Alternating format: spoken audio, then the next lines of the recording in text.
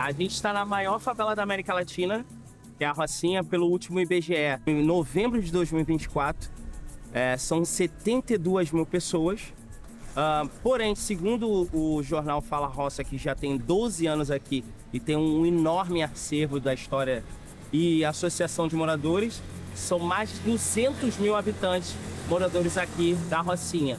A comunidade foi concebida em 1930, né, com algumas 30 famílias, inclusive alguns remanescentes também de escravizados que surgiram daqui. O grande diferencial da Rocinha é a sua rua larga, que consegue trazer um potencial econômico, porque a Estrada da Gávea foi uma das primeiras pistas de corrida do Brasil, de 1938 a 1953. Daí foi sendo desenvolvida a favela acerca da Estrada da Gávea, que tem essa história maravilhosa pelo fato de ter sido uma das primeiras pistas de corrida do Brasil.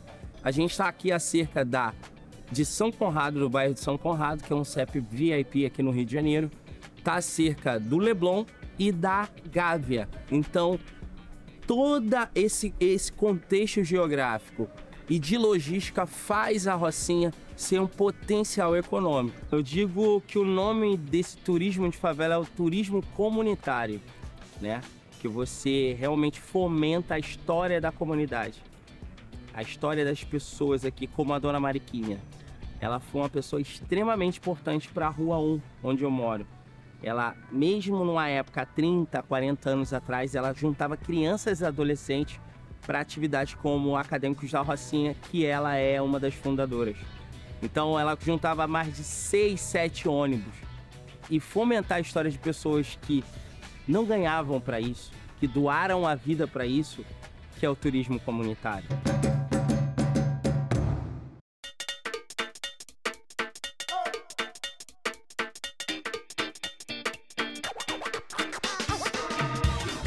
Quando a gente pensa periferia, por exemplo, a gente sempre lembra que quando você vai fazer uma formação ou até trabalhar, as oportunidades estão mais na região central.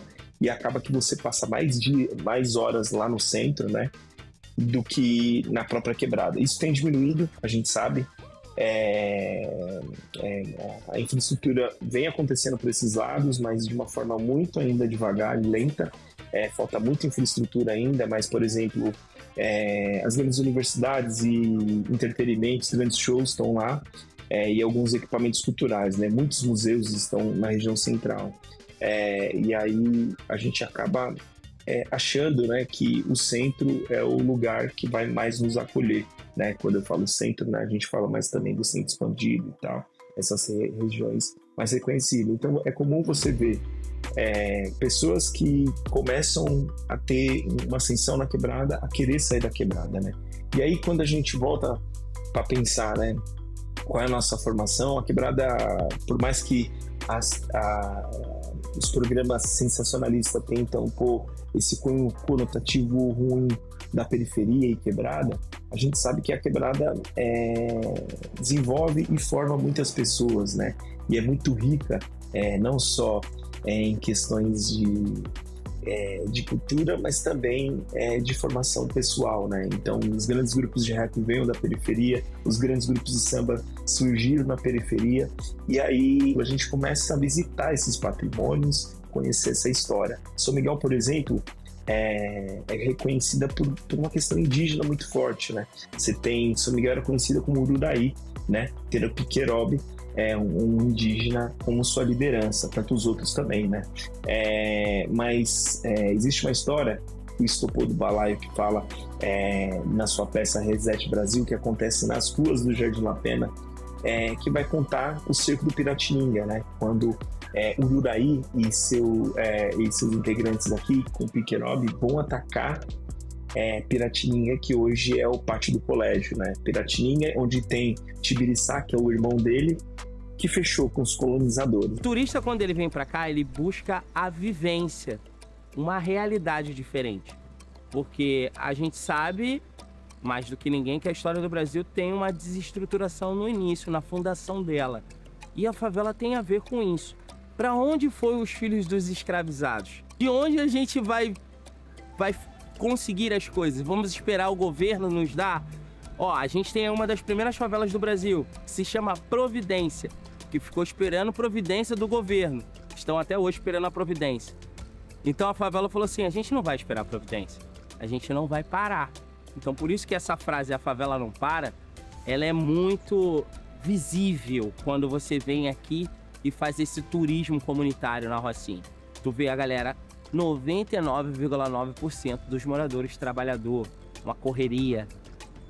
A gente fala que a Rocinha é a Índia brasileira, por quê? São mais de 200 mil pessoas vivendo num só lugar.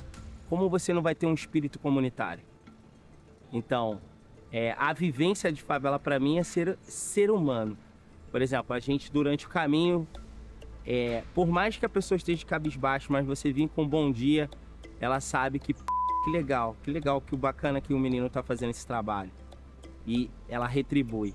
Então, é isso. Como os estrangeiros, né, os clientes, turistas falam, nossa, que eu me senti muito acolhido. Então, eu digo, simplificando, que é muito mais do que eu tô falando, ser humano. Uma das formas de a gente conhecer nosso bairro, né, e a bicicleta traz esse elemento, é tentar usar o uso da mobilidade, né, a bicicleta, né. A bicicleta, por exemplo, ela, por não ser rápida, não é um veículo de alta velocidade, você começa a reparar na quebrada. E toda vez que você repara na quebrada, numa rua que é fechada, numa praça que você nunca viu, você começa também a ver os comércios locais também, e você acaba consumindo, mas também trocando, né? Então, realmente fazer com que as pessoas conheçam a sua quebrada, né? E eu sei que é um grande desafio, porque a gente passa grande parte do nosso tempo trabalhando, né? No meio da mobilidade, né? Nesse percurso, e muitas das vezes não sendo remunerado nesse percurso, né? E aí promover esses lazeres, né? Esse turismo local, ser turista do seu próprio bairro e conhecer e se desenvolver. Eu falo que eu conto a história da Rocinha do dia 13 de maio de 1888 até os dias atuais. E no IPN eu conto a história antes. Então eu consigo fazer essa conexão pedagógica de ligar um fato a outro fato atual. E como está no Estatuto do Estado do Rio de Janeiro do Turismo, qualquer lugar que tenha tido um movimento ou uma história preta é Pequena África. A história preta existe aqui. Ela é viva aqui.